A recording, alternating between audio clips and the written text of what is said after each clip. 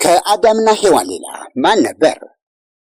መጽሐፍ ቅዱስ አዳምና ሔዋን የመጀመሪያዎቹ ሰዎች እንደነበሩና ሁለት ልጆችም እንደነበሯቸው ይነግረናል። ቃየል እና አቤል።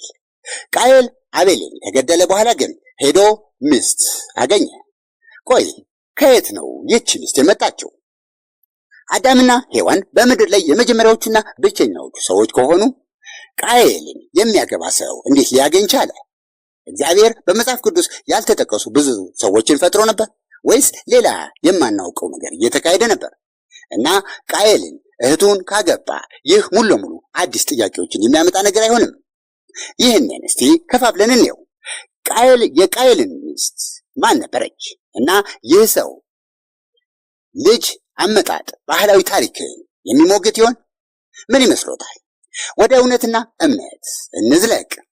አስተያየቶችና መልሶችን በአስተያየቶችን ውስጥ ያስቀምጡ።